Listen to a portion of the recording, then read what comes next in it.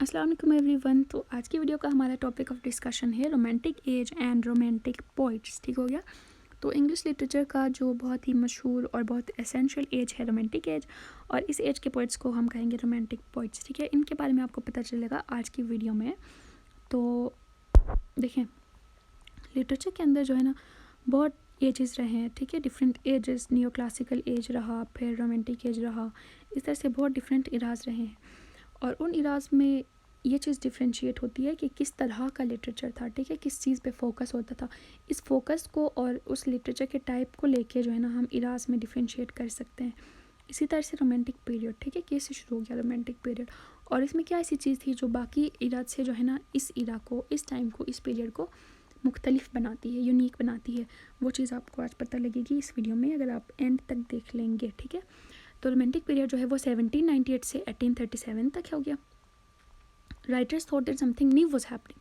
अच्छा, तो राइटर्स जो थे इस टाइम के, उनको खुद भी ये लग रहा था कि कुछ नया हो रहा है, समथिंग न्यू वाज हैपनिंग। ठीक है, अब नया क्या हो रहा है और क्या चीज़ ऐसी थी जो बाकी टाइम से, बाकी लिटरेचर से यूनिक थी, ये आपको पता लग जाएगा अगली स्लाइड में। ठीक है, विलियम ब्लेक ने जिस तरह से अफर्मेशन दी थी 1793 में कि a new heaven is begun, मतलब एक नई जन्नत जो है वो बन रही है या बन चुकी है। तो यहाँ पे हेवन का जो वर्ड है ना, इससे हमें पता लगता है कि सिर्फ कुछ नया ही नहीं बल्कि कुछ अच्छा भी हो रहा था। ठीक है, इसी तरह से पीबी शैली ने कहा कि the world's great age begins new. ठीक है, दुनिया का एक बहुत ही ग्रेट और बहुत ही अच्छा जो एज है वो अभी शुरू हो चुका है, और ये एज क्या करेगा, ये दुनिया को एक अदर हार्ट या फिर अदर पल्स देगा, मतलब नई एसेंस आएगी। ठीक है, दुनिया में, दुनिया के थिंकिंग में, दुनिया के परसेप्शन में, लोगों के एक नई चीज़ आ जाएगी। ये किसने कहा था? पीबी शैली ने, क्योंकि ये खुद भी एक रोमांटिक पोइट है।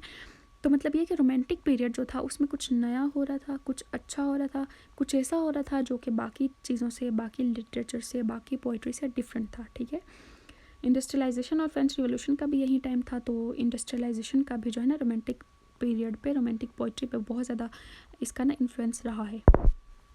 अच्छा, अब बात करते हैं डिटेल में कि रोमांटिक पीरियड क्या है। अच्छा, रोमांटिक पोइट्री के अंदर क्या क्या चीज़ें ऐसी थी जो डिफरेंट थी और जो नई थी। तो देखिए, जब हम रोमांटिक वर्ड बोलते हैं ना, तो जिस तरह कंटेम्प्रेरी इसकी मीनिंग ली जाती है ना कि the state of being in love, तो ये चीज़ रोमांटिक पीरियड में, मतलब हम इस सेंस में इसको नहीं लेंगे। ठीक है, क्योंकि ये इसका सेंस नहीं है। तो the state of being in love में तो सिर्फ लव पे फोकस हो गया। ठीक है, लेकिन रोमांटिक पीरियड में, रोमांटिक पोइट्री में और भी बहुत सारी चीज़ों पे फोकस होता था, तो आपने इस सेंस में नहीं लेना है, बल्कि रोमांटिक पीरियड जो है ना वो आपने इस सेंस में लेना है कि इसके अंदर कुछ कैरेक्टरिस्टिक्स थी, कुछ प्रॉपर्टीज़ थी, और वो प्रॉपर्टीज़ आपको अभी पता लग जाएंगी। ठीक है, और प्रॉपर्टीज़ में सबसे पहले चीज़ है कि सबसे पहली चीज़ें हैं इंडिविजुअल थॉट और पर्सनल फीलिंग। ठीक है, इस पीरियड की पोइट्री में इंडिविजुअल थॉट और पर्सनल फीलिंग का एक नया रोल आ गया। ठीक है, इस पर ज़्यादा फोकस हो गया, मतलब बंदा क्या सोचता है, उसका थॉट क्या है, और पर्सनल फीलिंग्स। ठीक है, बंदे की फीलिंग्स क्या है, पोइट्स ने अपनी फीलिंग्स पे, अपने थॉट पे ज़्यादा फोकस किया, तो ये रोमांटिक पोइट्री की एक कैरेक्टरिस्टिक हो गई। ठीक हो गया। अच्छा, ये जो पोइट्स थे they were distinguished from fellows by the intensity of perception. ये पोइट्स जो है वो अपने बाकी फेलो पोइट्स से, बाकी फेलो राइटर्स से किस तरह से डिफरेंट थे, किस तरह से डिस्टिंग्विश्ड थे? Bye the intensity of perceptions. उनका जो परसेप्शन है, द वे दे थिंक। ठीक है, परसेप्शन मतलब जहान बीनी जिसको कहा जाता था ना, कहा जाता है ना कि the way I think, the way someone thinks, वो किस तरह से चीज़ों को देखता है, किस तरह से दुनिया को देखता है, उसके आइडियाज़ क्या हैं, उसके परसेप्शन, उसकी आइडियोलॉजीज़ क्या हैं, उसको कहा जाता है परसेप्शन। तो इन पोइट्स की परसेप्शन में इतनी इंटेंसिटी थी, इतने स्ट्रॉन्ग थे कि बाकी फेलो राइटर्स और बाकी फेलो पोइट्स से जो है ना ये डिफरेंट डिस्टिंग्विश हो जाते हैं। ठीक हो गया। Poetry was regarded as conveying its own truth unlike the stories of knights. ठीक है, पोइट्री जो है वो कन्वेइंग इट्स ट्रूथ, मतलब पोइट्री को इसलिए लिया जाता था ताकि ट्रूथ को कन्वे किया जाए, जो सच्चाई है उसको कन्वे किया जाए। इससे पहले जो है ना वो सच्चाई पे फोकस नहीं होता था। ठीक है, इससे पहले जो है ना काइंड ऑफ आइडियलिस्टिक तरह का ना लिटरेचर था, क्योंकि इसमें ना स्टोरीज ऑफ नाइट्स होते थे। ठीक है, लिटरेचर के अंदर इतनी लंबी लंबी पोएम्स, इतनी लंबी लंबी किताबें लिखी जाती थी ये बताने के लिए कि कोई एक नाइट था, वो इतना बहादुर था, नोबल फैमिली से बिलोंग करता था। ठीक है, इतना बहादुर था कि जंग में जो है ना उसकी बराबरी कोई नहीं कर सकता था। अच्छा, इतना उसको ना आइडियलाइज़ किया जाता था कि उसमें कोई एक भी प्रॉपर्टी ऐसी नहीं है जो मतलब नेगेटिव ट्रेट में आती हो, सारी चीज़ अच्छी है। एक्सट्रीम लेवल पे ना कैरेक्टर्स को या फिर नोबल मैन को एक्सट्रीम लेवल पे ले जाके ना अच्छा बना के मतलब आइडियलाइज़ किया जाता था। लेकिन रोमांटिक पीरियड की पोइट्री में इस तरह की चीज़ नहीं थी। ठीक है, शिफ्ट चेंज हो गया। वो कैसे कि मतलब बहादुरी के किस्से और जो है ना आइडियलिस्टिक चीज़ों पे ही फोकस नहीं हुआ बल्कि रियलिस्टिक चीज़ पे फोकस हो गया। वो कैसे कि अच्छा जो सच्चाई है वो सामने आ गई, ठीक है। पोइट्स ने सच्चाई पे फोकस किया, सिर्फ आइडियलिज्म पे ही नहीं बल्कि मतलब बंदे के थॉट्स जैसे हैं वो एक सच्चाई है, बंदे की फीलिंग्स क्या है वो एक सच्चाई है। तो इस तरह की सच्चाइयों पे फोकस किया गया बजाय इसके कि किसी के बहादुरी के किस्से सुना के जो है ना लंबी लंबी कहानियाँ लिखी जाती, लंबी लंबी पोम्स लिखी जाती, ये नहीं किया, ठीक है। इसलिए ये पीरियड न्यू क्लासिकल, इससे पहले न्यू क्लासिकल ईरा था, तो न्यू क्लासिकल ईरा से ये इस तरह से डिफरेंट हो गया, ठीक है, क्योंकि यहाँ पे जो है ना लिटरेचर का फोकस चेंज हो गया। The emphasis on feelings. अच्छा एक और रोमांटिक पोइट्री की प्रॉपर्टी है कि इसमें जो है ना फीलिंग्स पे बहुत एम्फेसिस दिया जाता है, ठीक है, फीलिंग्स पे फोकस ज़्यादा होता है। जिस तरह से वर्ड्सवर्थ ने पोइट्री की डेफिनेशन ही इस तरह से दे दी ना कि the spontaneous overflow of powerful feeling, तो जब पोइट्री की डेफिनेशन ही फीलिंग पे बेस करती है तो आप लोगों को अंदाज़ा हो रहा होगा कि कितना जो है ना फीलिंग्स पे एम्फेसिस दिया गया था इस रोमांटिक पीरियड में, ठीक है। शिफ्ट फ्रॉम मिमेटिक और imitative assumptions of the new classical era to a new stress on imagination, ठीक है। एक चीज़ फिर फीलिंग्स के साथ साथ इमेजिनेशन पे भी स्ट्रेस आ गया। इससे पहले जो है ना मिमेटिक और इमिटेटिव काइंड की पोइट्रीज लिखी जा रही थी, ठीक है, कि अच्छा जिस तरह की पोइट्री और जिस तरह का कैरेक्टर पहले किसी पोइट ने लिया है जो बहुत मशहूर है तो उसी कैरेक्टर को लेके ना उसी तरह का उसी को मिमेटिक अंदाज में उसी पाथवे को फॉलो करते हुए आ रहे थे, ठीक है, पोइट्स या फिर राइटर्स। लेकिन यहाँ रोमांटिक पीरियड में आके पोइट्स ने क्या किया, एक नया रास्ता अपनाया, एक नई थिंकिंग लाई अपनी पोइट्री के अंदर, एक मतलब नई चीज़ लाई, ठीक है। इसलिए ये टाइम ये पीरियड बाकी पीरियड से डिफरेंट और डिस्टिंक्ट है। इसी तरह से ब्लेक ने कहा, विलियम ब्लेक ने, कि one power alone makes a poet imagination the divine vision, मतलब पोइट को मतलब एक ही पावर है जो कि एक पोइट को पोइट बनाती है और वो पावर है पावर ऑफ इमेजिनेशन, ठीक है। इमेजिनेशन को उसने कहा डिवाइन विजन, ठीक है, मतलब इतना इमेजिनेशन पे फोकस था इस पीरियड में। विलियम ब्लेक भी इसी टाइम के पोइट हैं। वर्ड्सवर्थ जो है, he advised a young poet, you feel strongly, trust those feelings and your poem will take its shape and proportions as a tree does from the vital principle that actuates it, ठीक है। Wordsworth जो है वो young poet को इस तरह से बता रहे थे ना, उसको इस तरह से गाइड करते थे कि आप जो है वो बहुत स्ट्रांगली फील करते हो, ठीक है, आपकी जो फीलिंग वाली थिंग है वो आप में बहुत स्ट्रांग है, आप अपनी फीलिंग्स पे ट्रस्ट करो और फिर उन्हीं फीलिंग्स को लेके आप पोइट्री लिखो। जब आप पोइट्री के अंदर फीलिंग्स पे फोकस करोगे तो आपकी पोइट्री जो है ना इस तरह से एक्चुएट हो जाएगी जिस तरह से दरख्त नेचुरली ही अपने अंदर वो सारी खुसूसियात लेके आता है ना जो दरख्त की हैं, ठीक है। इसी तरह से आपकी पोइट्री के अंदर भी नेचुरली जो है ना बहुत एक्चुएशन आ जाएगी, मतलब एक्चुअल पोम आपकी पोइट्री बन जाएगी अगर आप अपनी फीलिंग्स पे ट्रस्ट करोगे, अपनी फीलिंग्स पे फोकस करोगे। तो इतना जो है ना इस टाइम के पोइट्स फीलिंग्स, इमेजिनेशन और इस पे फोकस करते थे जो कि इससे पहले के पोइट्स नहीं करते थे, ठीक है, ये एक नई चीज़ आ गई। This organic view of poetry is opposed to the classical theory of genres, each with its own linguistic decorum, and it led to feeling that poetic sublimity was unattainable except in short passages. अच्छा इससे पहले जो है ना classical neo classical इरा था तो उसमें जो क्लासिकल थीरी इस तरह से थी ना कि लिटरेचर के अंदर हर यॉनरा जो है वो फिक्स्ड है, ठीक है। अच्छा आपने इस यॉनरा में लिखना है तो इसका अपना एक अलग डेकोरम है, आप इसी डेकोरम को फॉलो करोगे, इसी यॉनरा को फॉलो करोगे, मतलब जो पहले से रास्ते बनते आए हैं ना अच्छा उन्हीं पे चलो, इस तरह की ना उनकी थिंकिंग थी। लेकिन रोमांटिक पीरियड में आके ये हो गया कि पोइट्स ने एक अलग रास्ता अपना लिया, एक अलग तरह की थिंकिंग ले ली। और फिर इससे पहले ये सोचा जाता था ना कि सब्लिमिटी सिर्फ उन्हीं पोइट्री में उसी पोइट्री में होती है जो बहुत लंबी लंबी हो, ठीक है, जो बहुत वॉल्यूम्स पे बिलोंग करती हो, कंसिस्ट करती हो, इस तरह से मतलब छोटी पोइट्री में शॉर्ट पैसेजेस में आप सब्लिमिटी अटेन नहीं कर सकते हो, ऐसा कहा जाता था। लेकिन यहाँ पे आके पोइट्स ने ऐसी पोइट्री लिखी कि ये जो है ना आइडियाज़ चेंज हो गए, ठीक है। जिस तरह से लव्स फिलॉसफी जो है वो सिर्फ 2 स्टैंडर्स पे है, ठीक है, लेकिन उसमें इतनी सब्लिमिटी है, उसमें इतने अच्छे आइडियाज़ हैं कि आज तक जो है ना हम लव्स फिलॉसफी को पढ़ते आते हैं, ये जो पोइट्री है उसको हम पढ़ते आ रहे हैं। तो जो है ना यहाँ पे आके ये थिंकिंग चेंज हो गई कि आप शॉर्ट पोइट्री में भी आपकी सब्लिमिटी आ सकती है, ठीक है। Investigation of relationship between nature and human mind. तो अच्छा जो बहुत ही इम्पॉर्टेंट चीज़ है वो है कि इस टाइम की पोइट्री के अंदर ना पोइट्स ने इस चीज़ पे फोकस किया कि नेचर और ह्यूमन माइंड के दरमियान रिलेशनशिप फाइंड करें, ठीक है, यानी कि ह्यूमन की फीलिंग्स को नेचर से कनेक्ट किया, ह्यूमन की आइडियोलॉजीज़ को नेचर से कनेक्ट किया। तो हर चीज़ में ना नेचर को हाईलाइट किया इन पोइट्स ने। ये एक जो है ना बहुत ही सबसे ज़्यादा नुमाया वाली प्रॉपर्टी है नेचर, ठीक है। जैसे कि ये टाइम जो है ना इंडस्ट्रियलाइजेशन का था, ठीक है, तो इंडस्ट्रीज़ बन गई, ठीक है, नेचर से लोग दूर होते गए। इंडस्ट्रीज़ की वजह से ना लोगों ने नेचर को उस तरह से इंजॉय करना छोड़ दिया जिस तरह पहले करते थे। तो रोमांटिक पोइट्स ने क्या किया कि लोगों को दोबारा नेचर के करीब करने के लिए, दोबारा नेचर से कनेक्ट करने के लिए ना इस चीज़ पे फोकस किया। तो इंडस्ट्रियलाइजेशन की वजह से जो लोगों के आइडियाज़ चेंज हो रहे थे उसको कवर करने के लिए या फिर उसको दोबारा से चेंज करने के लिए फिर ये किया कि नेचर पे ज़्यादा फोकस किया पोइट्स ने अपनी पोइट्री में, ठीक है।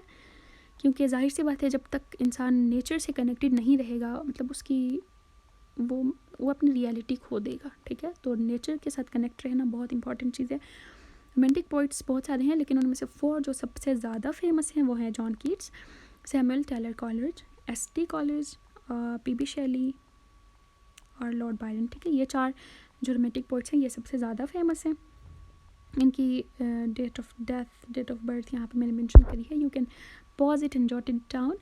तो रोमांटिक पोइट्री को अगर हम ना उसके थीम्स के बारे में बात करें कि वहाँ पे क्या थीम्स थे, किन चीज़ों पे ज़्यादा फोकस होता था, तो यही हो गया कि नेचर, इमोशंस, लव, इमेजिनेशन, ठीक है, पर्सनल फीलिंग्स और इन सब चीज़ों पे ज़्यादा फोकस होता था रोमांटिक पोइट्री में। अच्छा, अब जो 4 हमारे सबसे मशहूर इंग्लिश के रोमांटिक पोइट्स हैं उनके बारे में बात करते हैं कि उनके आइडियाज़ क्या थे पोइट्री के बारे में, उनके मशहूर काम क्या है, ठीक है, लिटरेचर में। तो सबसे पहले बात करते हैं about John Keats. John Keats के मुताबिक the subject of poetry is poetry itself even at his best. Keats is a horribly self conscious poet. John Keats जो है ना वो कहते हैं कि पोइट्री का जो सब्जेक्ट है, पोइट्री का जो थीम है या फिर उसका जो मेन फोकस है वो पोइट्री खुद ही है, ठीक है। इस तरह से ये पोइट्री को ना इसके आइडियाज़ पोइट्री के बारे में इस तरह के हैं। और फिर जॉन जो है वो बहुत सेल्फ कॉन्शियस पोइट थे, मतलब खुद के बारे में बहुत कॉन्शियस थे और फिर इसी वजह से ये रोमांटिक पोइट बन गए, ठीक है। क्योंकि ये जब सेल्फ कॉन्शियस थे ना तो अपने आइडियाज़, अपने फीलिंग्स, अपने थॉट्स पे ज़्यादा फोकस करेंगे और फिर जो अपने फीलिंग्स पे फोकस जिस पोइट्री में होता है वो रोमांटिक पोइट्री हो गई, ठीक है। तो इसी सेल्फ कॉन्शियसनेस की वजह से जॉन कीट्स एक रोमांटिक पोइट बन गए। ही believed that poetry could release you from the stream of time. इनका ये मानना था कि पोइट्री जो है वो हमें स्ट्रीम ऑफ टाइम से रिलीज़ करती है, मतलब स्कैप काइंड ऑफ ना कराती है। सपोज़ हम लोग किसी टेंशन में फंसे हुए हैं, ठीक है, हमें कोई टेंशन लगी हुई है, हम अपने डेली वगैरह काम जो हम करते आ रहे हैं उनकी वजह से ना हमारा मेस्ट काइंड ऑफ बन गया है, ठीक है, हमारी ज़िंदगी में। तो जब हम कोई ऐसी पोइट्री पढ़ते हैं ना जिसमें राइटर ने एक इमेजिनेटिव वर्ल्ड का बताया है तो वो पोइट्री पढ़ के ना हम लोग जो चीज़ हमारे इर्द गिर्द हो रही है उससे स्केप करके उसी इमेजिनेटिव वर्ल्ड में चले जाते हैं, ठीक है, उसी फैंटेसी में चले जाते हैं। तो ये हमारे साथ भी होता है, ठीक है, कभी कभी। तो इस तरह के आइडियाज़ थे जॉन कीट्स के कि पोइट्री जो है वहाँ पे टाइम से स्केप कराती है, ठीक है। कीट्स ने ये कहा कि पोइट इज़ अ कैमिलियन मतलब ऐसा बंदा जो कि जिसकी कोई आइडेंटिटी नहीं होती है, ठीक है, जो बहुत गुमनाम काइंड ऑफ होता है। तो कीट का ये ख्याल था कि पोइट इस तरह का है। और फिर ये कहते हैं कि poet is most unpoetical thing in existence. Poet खुद ही जो है वो सबसे ज़्यादा अनपोइटिकल थिंग है क्योंकि वो जो है ना हमेशा लिखते रहते हैं। और फिर इसने कहा कि poet has no identity, he is continually receding into the work of art and he creates. ये हमेशा जो है ना वर्क ऑफ आर्ट में लगे रहते हैं, हमेशा पोइट जो है ना पोइट्री क्रिएट करते रहते हैं जिसकी वजह से इसको इतना फेम और इतनी आइडेंटिटी नहीं मिलती है। तो जॉन कीट्स के इस तरह के ख्यालात थे। बट स्टिल जॉन कीट्स की आइडेंटिटी इतनी स्ट्रॉन्ग है कि हम लोग आज भी जो है ना यहाँ बैठ के जॉन कीट्स को डिस्कस कर रहे हैं, जो कि बहुत पहले कभी रहे हैं, बहुत पहले कभी इसने पोइट्रीज़ लिखी हैं जिनको आज भी हम जो है ना एनालाइज करते हैं, उसमें देखते हैं कि जॉन कीट्स के आइडियाज़ क्या हैं। तो ये तो इसकी बहुत स्ट्रॉन्ग आइडेंटिटी हो गई, लेकिन इसके आइडियाज़ कुछ इस तरह के थे, ठीक है। और फिर ये कहते हैं कि poetry made life permanent. Poetry जो है वो लाइफ को परमानेंट बनाती है, ठीक है। जिस तरह जॉन कीट्स की लाइफ जो है वो टेम्परेरी थी, ठीक है, वो किसी टाइम पे तो इनकी डेथ हो गई, लेकिन इनकी पोइट्री की वजह से ये आज भी जो है ना हमारी किताबों में, हमारे लेक्चर्स में, हमारी क्लासेस में जॉन कीट्स ज़िंदा है। क्यों? क्योंकि इसकी पोइट्री ही इस तरह की है। तो जॉन कीट्स कहते हैं कि पोइट्री जो है वो ज़िंदगी को परमानेंट बनाती है और इसकी लाइफ को भी इसकी पोइट्री ने परमानेंट बनाया है। इसकी इतनी जो है ना सबलाइम पोइट्री है, ठीक है। इसके मशहूर जो काम है वो है एंडीमैन, और टू नाइटिंगेल, टू ऑटम, और टू ग्रेशियन अर्न। इसके तो बहुत सारे हैं लेकिन मैंने कुछ ही मेंशन किए हैं, ठीक है, जो कि बहुत ज़्यादा मशहूर हैं। अच्छा, जॉन कीट्स की एक सेइंग है कि love is my religion, I could die for that, I could die for you. तो जॉन कीट्स कहते हैं कि लव जो है वो इसका रिलीजन है इनके लिए डेथ भी मंजूर है जो है ना इस लव के लिए या फिर इनके बिलवड के लिए। तो जॉन कीट्स के इस तरह के जो है ना आइडियाज़ और आइडियोलॉजीज़ हैं, ठीक है। तो इनकी जो सबसे पहले यहाँ मैंने लिखा है एंडीमैन। एंडीमैन जो है वो एक बहुत लंबी पोम है, लेकिन इसको जो है ना सिर्फ शुरू वाला पार्ट लेके उसकी एनालिसिस करके ना बहुत डीप में और कंप्लीट एनालिसिस वाली वीडियो के लिए लिंक मैं आई बटन में दे रही हूँ, आप वहाँ से जाके एंडीमैन की कंप्लीट एनालिसिस देख सकते हैं। ये हो गया जॉन कीट्स, ठीक है। अगले हमारे पास पोइट हैं S T. Coleridge, Samuel Taylor Coleridge, ठीक है। He was developing a new informal mode of poetry in which he could use a conversational tone and rhythm to give unity to a poem. अच्छा, तो ST. College ने ना अपनी poetry के अंदर एक नई चीज़ डाली। एक नई चीज़ कैसे डाली कि इन्होंने ना कन्वर्जेशनल टोन को अपनाया। कन्वर्जेशनल टोन मतलब इनकी पोइट्री के अंदर ना काइंड ऑफ कन्वर्जेशन होती थी, ठीक है। मतलब कैरेक्टर्स हैं तो उनके दरमियान कन्वर्जेशन डायलॉग वगैरह हो रहा है, तो इस तरह के टोन को अपनाया जो कि नई थी और जो कि इस पोइट को जो है ना बाकी पोइट से डिफ्रेंशिएट कराती है। And rhythm to give unity to a poem, और इसकी पोइट के अंदर रिदम ही इस तरह की थी कि जो इसकी पोइट्री के अंदर ना यूनिटी ले आती थी, मतलब उसके आइडियाज़ के अंदर यूनिफिकेशन आ जाती थी, ठीक है, इत्तफाक आ जाता था। In Coleridge's view, the essential element of literature was a union of emotion and thought that he described as imagination, ठीक है। कॉलेज का ये नज़रिया है कि लिटरेचर का जो सबसे एसेंशियल पार्ट है, जो सबसे ज़रूरी हिस्सा है, वो है union of emotion and thought, ठीक है। हमारे इमोशन और हमारे थॉट का यूनियन में होना, हमारे इमोशन और हमारे थॉट के दरमियान कनेक्टेडनेस का होना। कहते हैं कि यह लिटरेचर में बहुत एसेंशियल है और इसी कनेक्टेडनेस को इसने कहा इमेजिनेशन, ठीक है। ये जो यूनियन है यही इमेजिनेशन है, ये कहते हैं एस.टी. कॉलरिज, ठीक है। लास्ट में नहीं है कि आप इनके आइडियाज़ से जो है ना आप इनके आइडियाज़ से इत्तफाक करें, आप चाहें तो इसको माने चाहें तो ना माने, लेकिन ये कॉलेज का व्यू है। इनके मशहूर काम है डिजेक्शन एंड ओड, ठीक है। डिजेक्शन एंड ओड और क्रिस्टबल और द प्रिल्यूड, इनके हैं बहुत सारे, लेकिन आई हैव मेंशन ओनली 3। अच्छा, फिर हमारे पास हैं poet P B. Shelley. P B. Shelley नहीं कहना, ठीक है, P B. Shelley. P B. Shelley, to Shelley, poetry is utilitarian and it brings civilization by awakening and enlarging the mind itself by rendering it the receptacle of 1,000 unapprehended combinations of thought, ठीक है। शेली के poetry के बारे में क्या ideas हैं?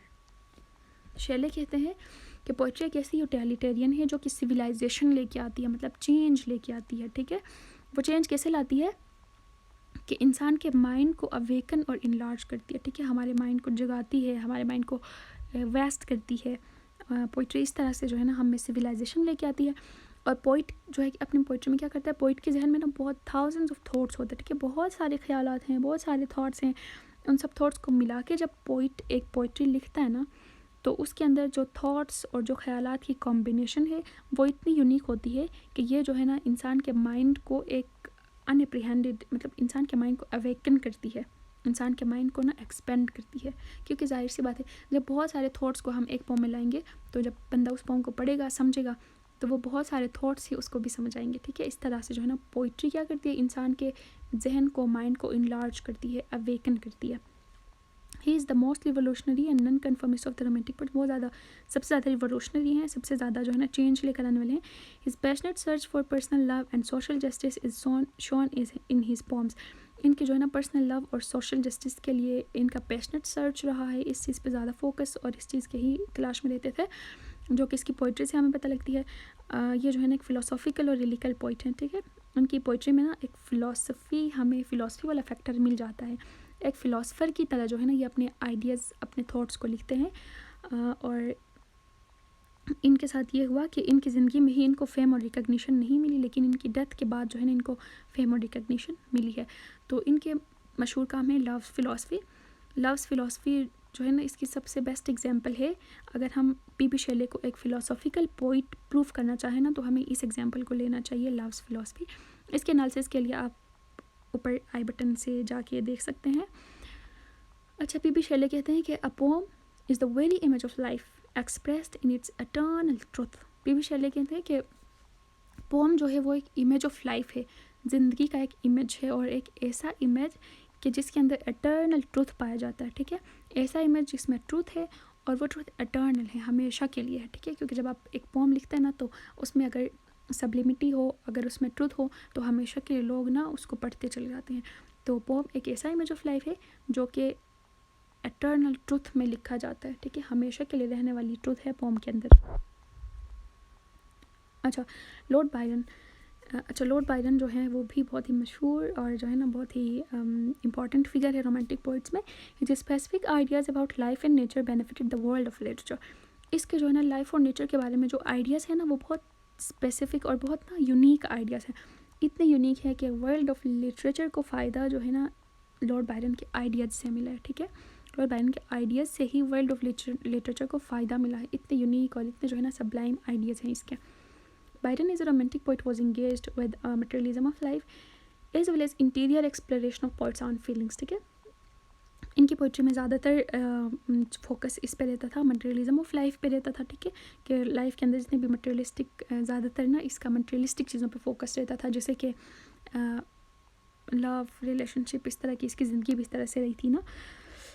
और फिर इनका एक और पोइट्री में फोकस है पोइट्स ऑन फीलिंग्स, ठीक है, इनकी अपनी फीलिंग्स पे ज़्यादा फोकस था, इसी वजह से इनकी पोइट्री रोमांटिक पोइट्री हो गई। To Byron nature is a great metaphor.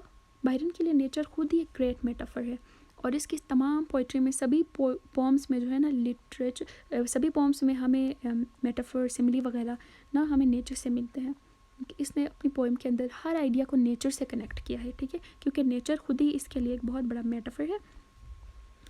और जो है ना इसकी फॉर्मल लवर इनके बारे में ये अल्फाज कहती हैं कि he is mad bad and dangerous to know, ठीक है, मतलब mad bad and dangerous to know. आप ये देख के अंदाज़ा करें कि इसके बारे में इसकी फॉर्मल लवर क्या सोचती हैं, ठीक है, क्योंकि लॉर्ड बायरन की ज़िंदगी में भी ना बहुत मतलब डिफरेंट और बहुत यूनिक तरह के ना इसके लाइफ सिचुएशंस रहे हैं और इसकी ज़िंदगी के बहुत इंटरेस्टिंग फैक्ट्स हैं कि मतलब किस तरह से इसको एबनॉर्मेलिटी थी, किस तरह से ये जो है ना लव को हमेशा ढूंढने की कोशिश करते थे और इसकी ज़िंदगी में बहुत इंटरेस्टिंग फैक्ट्स हैं।